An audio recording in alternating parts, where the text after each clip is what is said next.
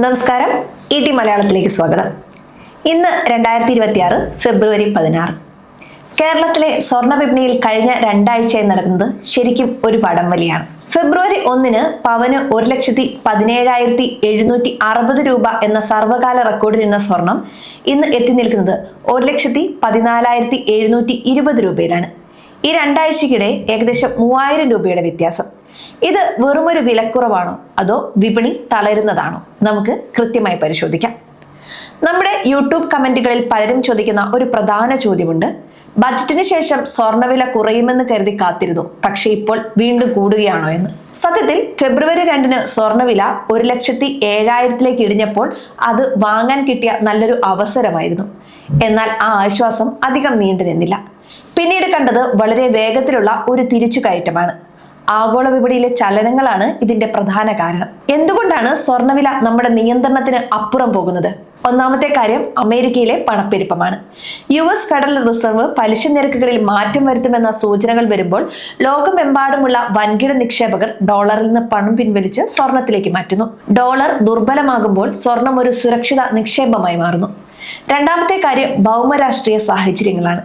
ലോകത്തിന്റെ പല ഭാഗങ്ങളിലും നിലനിൽക്കുന്ന അനിശ്ചിതത്വം സ്വർണത്തിന്റെ മൂല്യം വർദ്ധിപ്പിക്കാൻ കാരണമാകുന്നു. ഇന്ന് ഒരു പവൻ സ്വർണം വാങ്ങാൻ 1,14,000 രൂപയ്ക്ക് മുകളിൽ നൽകണം.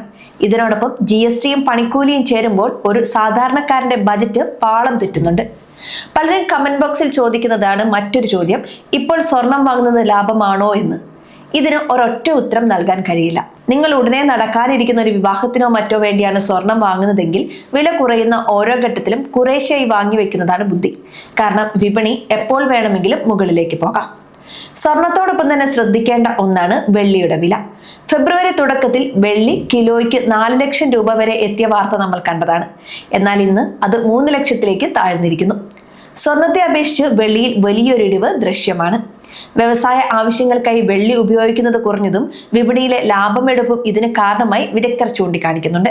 സ്വർണം ഒരു നിക്ഷേപമായി കാണുന്നവർ വെള്ളിയിലെ ഈ മാറ്റങ്ങളും കൂടി ശ്രദ്ധിക്കുന്നത് നന്നായിരിക്കും. വിപണിയിലെ വൻകിട ജ്വല്ലറി ശൃംഖലകളിൽ നിന്നുള്ള റിപ്പോർട്ടുകൾ പ്രകാരം വില കൂടിയെങ്കിലും സ്വർണത്തിനുള്ള ഡിമാൻഡ് കുറഞ്ഞിട്ടില്ല.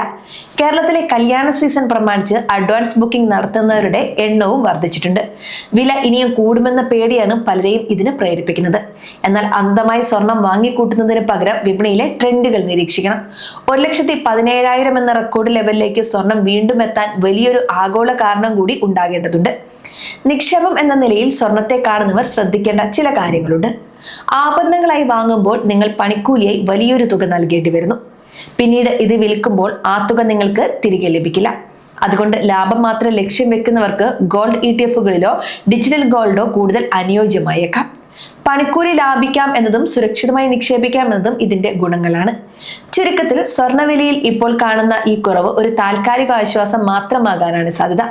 വരും ദിവസങ്ങളിൽ അമേരിക്കയിൽ നിന്നുള്ള സാമ്പത്തിക റിപ്പോർട്ടുകൾ പുറത്തു വരുന്നതോടെ വിലയിൽ വലിയ മാറ്റങ്ങൾ പ്രതീക്ഷിക്കാം. നിങ്ങളുടെ വാച്ച് ലിസ്റ്റിൽ സ്വർണത്തെയും വെള്ളിയെയും ഉൾപ്പെടുത്തുക. പക്ഷേ തിരിക്കപ്പെട്ട് തീരുമാനങ്ങൾ എടുക്കരുത്. വിപണിയിലെ ഓരോ ചലനവും കൃത്യമായി പഠിച്ച ശേഷം മാത്രം മുന്നോട്ട് പോവുക. ഈ വീഡിയോ അറിവിലേക്കായി മാത്രമുള്ളതാണ്. സ്വർണ്ണ വിപണിയിലെ നിക്ഷേപങ്ങൾക്ക് വിപണിയിലെ റിസ്കുകൾക്ക് വിധേയമാണ്. നിക്ഷേപം നടത്തുന്നതിന് മുൻപ് നിങ്ങളുടെ സാമ്പത്തിക ഉപദേഷ്ടാവുമായി ചർച്ച ചെയ്യുക. നന്ദി.